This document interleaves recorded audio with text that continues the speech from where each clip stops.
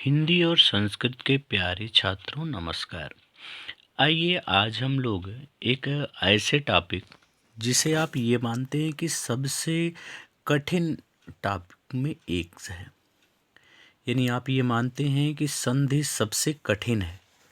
आइए इसी संधि को आज इस प्रकार से पढ़ा जाए कि आपके लिए बेहद आसान हो जाए।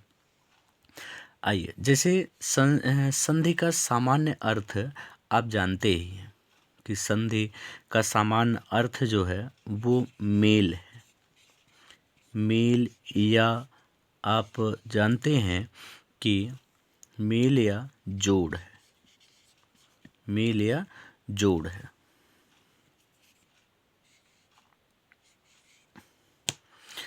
आप मेल या जोड़ कहते हैं।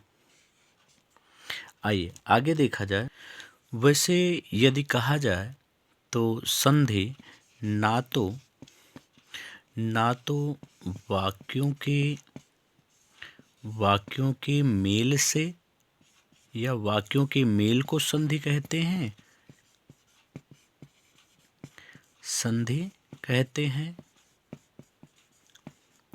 और ना ही यदि कहें तो शब्दों के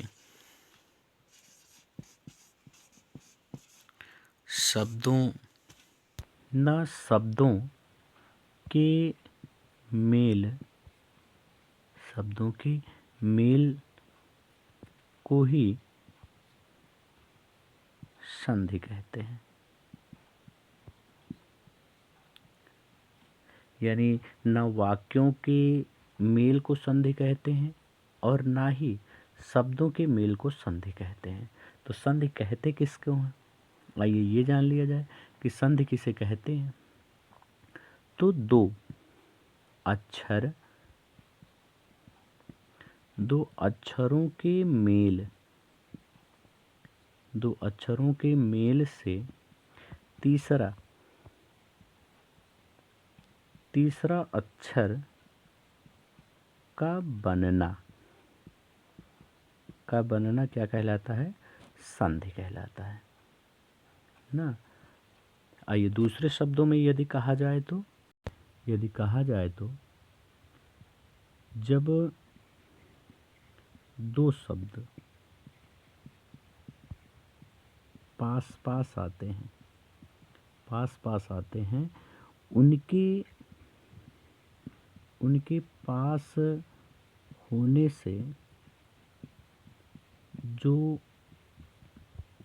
से जो विकार उत्पन्न होता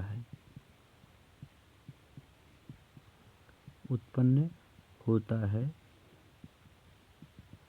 उसे संधि कहते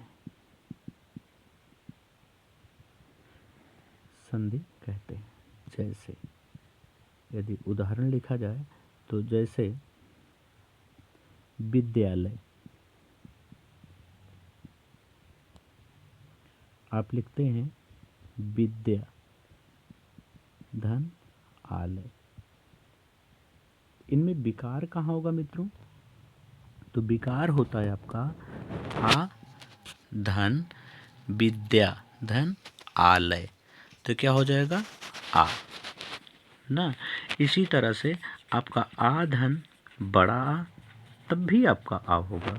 यदि आपका बड़ा आ होगा धन छोटा आ होगा, तब भी आपका बड़ा आ होगा। आइए अब एक एक संधि को देखा जाए कि आपकी कौन कौन सी संधियां हैं और किस प्रकार से नियम लागू होते हैं। तो संधि आपकी 3। पहली स्वर संधि। दूसरी कही जाए तो आपकी व्यंजन संधि।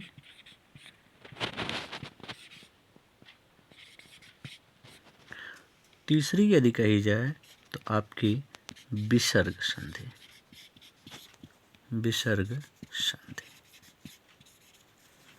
ये तीनों आपकी संधियां हैं। आइए एक एक संधि को पढ़ा जाए और ये देखा जाए कि किन संधियों के कितने भेद किए गए हैं और कौन सी ट्रिक अपनाई गई है। प्रिय छात्रों, वीडियो आप अंतिम तक देखिएगा। और वीडियो के अंत में हम लोग ऐसी ट्रिक जानेंगे जिससे देखते ही यह पता चल जाए कि कौन सी आपकी संधि है, कौन सी संधि है। तो प्यारे बच्चों, आप चैनल को सब्सक्राइब कर लीजिए, बेल आइकन दबा लीजिए, अपने मित्रों को भी शेयर कर दीजिए, क्योंकि इस प्रकार सरलता से आपकी संधि मिलने वाली नहीं है। आइए एक एक संधि को देखा जाए। तो स्वर संधि के भेद यदि कहे जाएं तो इसके 5 भेद हैं। पहला, आइए पहले से शुरुआत किया जाए। दीर्घ स्वर संधि। दीर्घ स्वर संधि या कभी कभी इसे दीर्घ संधि भी के नाम से भी जाना जाता है। आइए देखा जाए कि दीर्घ स्वर संधि आपकी कहाँ होगी और दीर्घ स्वर संधि का सूत्र क्या है। तो सूत्र यदि आप लिखना चाहें तो लिख लीजिए अकाह। आप लिख लें अकाह। तो दीर्घ स्वर संधि का सूत्र यदि कहें तो हो जाएगा अकाह श्रवणली दीर्घा। आइए अकाह श्रवणली दीर्घा कैसे होगा, यानी जब आ, ई, उ ना और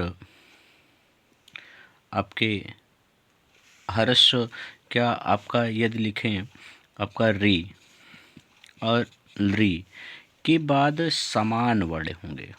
कौन होंगे? समान वर्ण। तो समान वर्ण कौन से हैं, यानी फिर से यही आपके वर्ण आ जाए। तो यही वर्ण यदि आपके आते हैं ना तो क्या हो जाएंगे, दोनों मिल करके, यानी जैसे समान वर्ण का तात्पर्य है जैसे यदि आ के बाद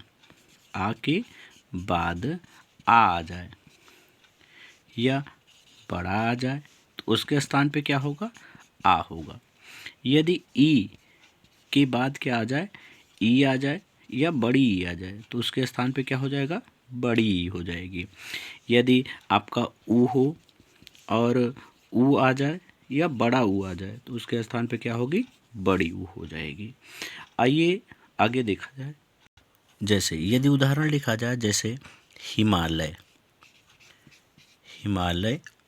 तो आप क्या करते हैं? हिम धन आलय, हिम धन आलय लिखते हैं। तो इसमें क्या है आपका आ धन आ बराबर क्या हो जाएगा? बड़ा आ ना। तो ये आपका हो गया हिमालय। दूसरा शब्द देखा जाए जैसे आप लिखते हैं विद्यार्थी। क्या लिखते हैं? विद्यार्थी ना। अब विद्यार्थी में क्या लिखेंगे? जैसे विद्या धन अर्थी। तो यहाँ आप देखें, यहाँ आपका बड़ा आ है, धन आ है तो बड़ा हो जाएगा। इसी तरह से यदि आप देखें तब आप लिखते हैं गिरीश, तो क्या हो जाएगा? ये आपका हो जाएगा गिरी धन क्या हो जाएगा? ईश ना। तो यहाँ क्या है? ई धन ई बराबर क्या हो जाएगी? ई आपकी ना। आई इसी तरह ऊ का देख लिया जाए। आप लिखते हैं भानुदय ना। तो इसके लिए आप लिखते हैं भानु धन उदय।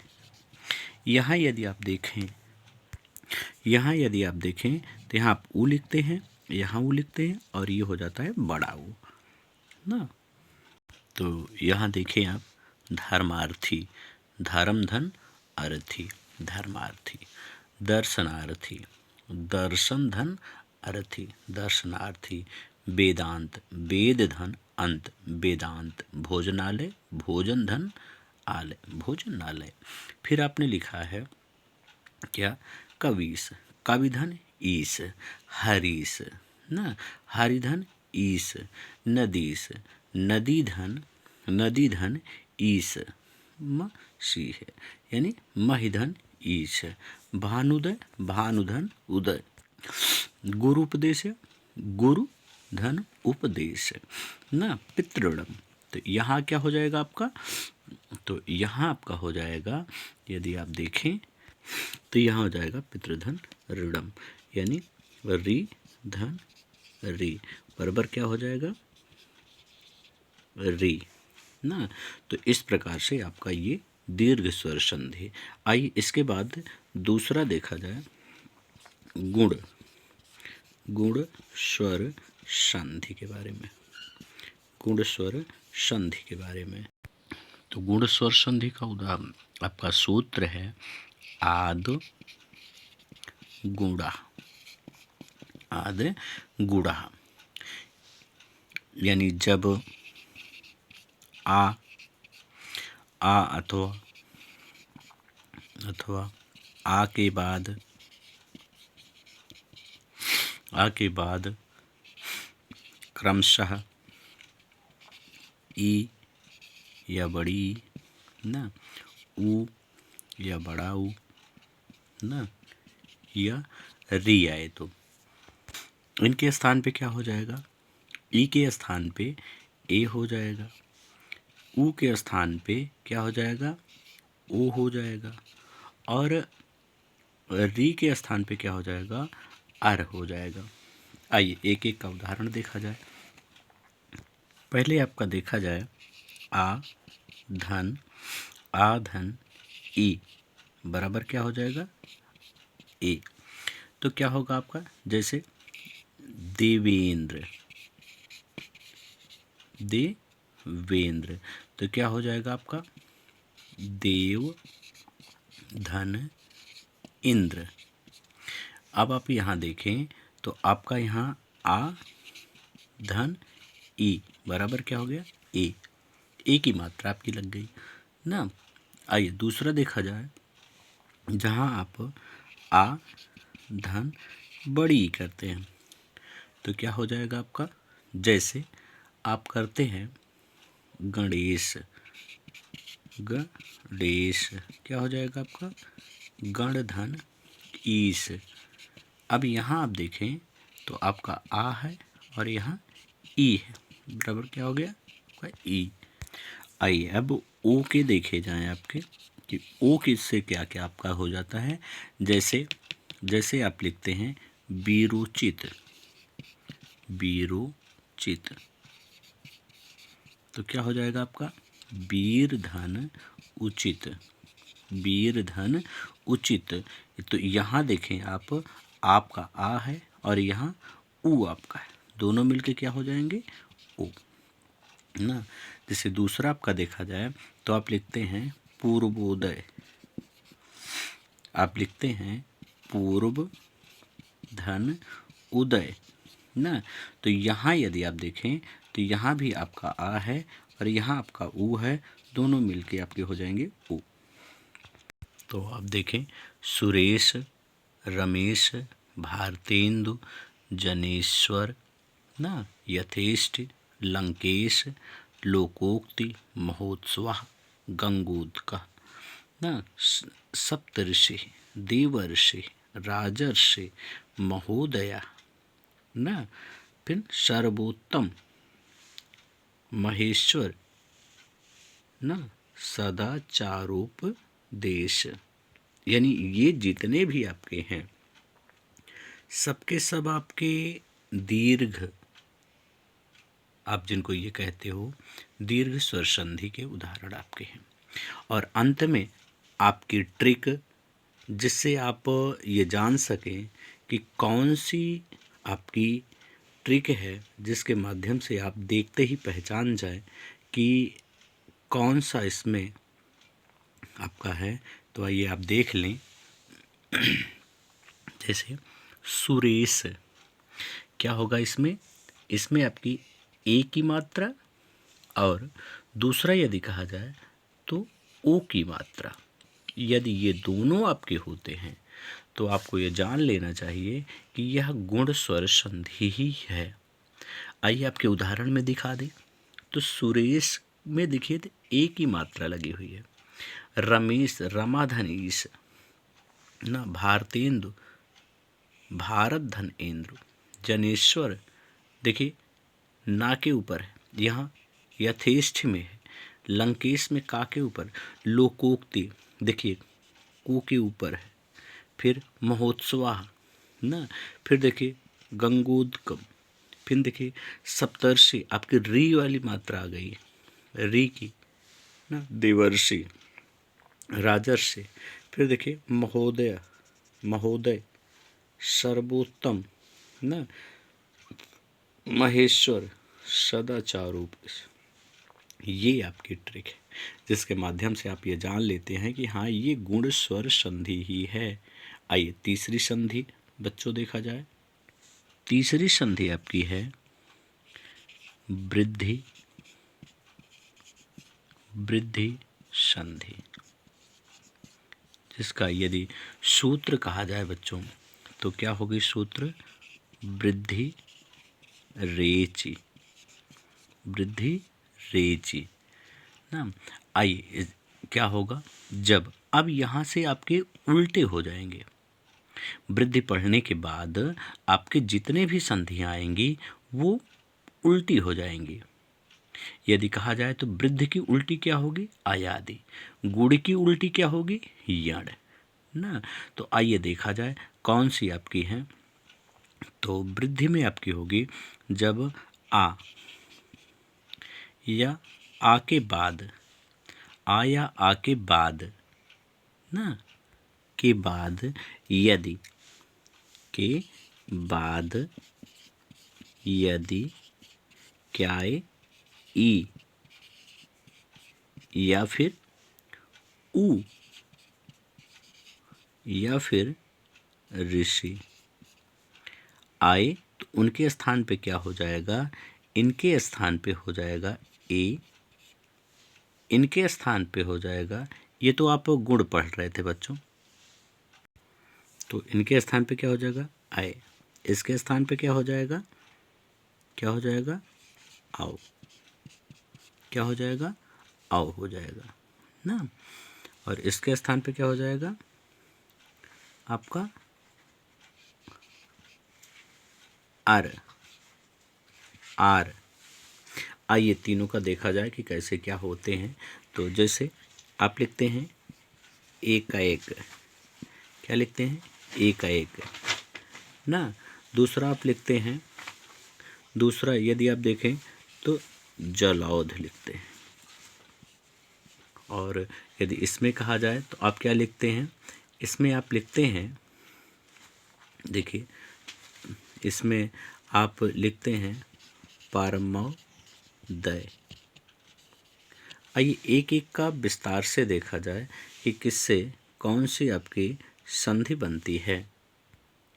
आप लिखते हैं एक का एक, एक का एक में आप लिखते हैं एक धन एक ना, एक धन एक आप लिखते हैं। तो अब यहाँ यदि आप देखें, यहाँ यदि आप देखें जो आप एक एक लिखते हैं तो आप यहाँ लिखते हैं आ धन ए बराबर क्या हो जाता है आपका, आए ना, एक का एक। अब दूसरा देखिए आप क्या लिखते हैं, दूसरा आप यदि उदाहरण आप देखें तो उदाहरण उसी तरह से आप सदैव, तथैव, मतैक्य, महाऔषधि, वन औषधि, महाओ ओजस्वी। और यदि इसके ट्रिक की बात कही जाए बच्चों तो ट्रिक आपकी है कि आपके यदि इसमें आप देखें तो इसमें वृद्धि हो जाती है। जहाँ गुण में आपने पढ़ा था कि एक की बात होगी ना, एक की बात होगी, वहाँ आपकी वृद्धि में क्या होती है, वृद्धि में आपके दो हो जाते हैं वृद्धि में आपके 2 हो जाते हैं। गुण में 1, वृद्धि में 2। आइए उदाहरण में देख लिया जाए आपका।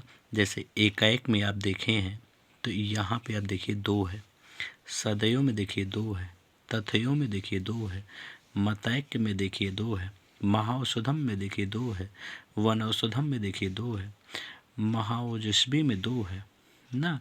तो इस प्रकार से आपके 2 हो जाते हैं। चौथी संधि आपकी यण है, और यण में अब आपके उल्टे हो जाते हैं।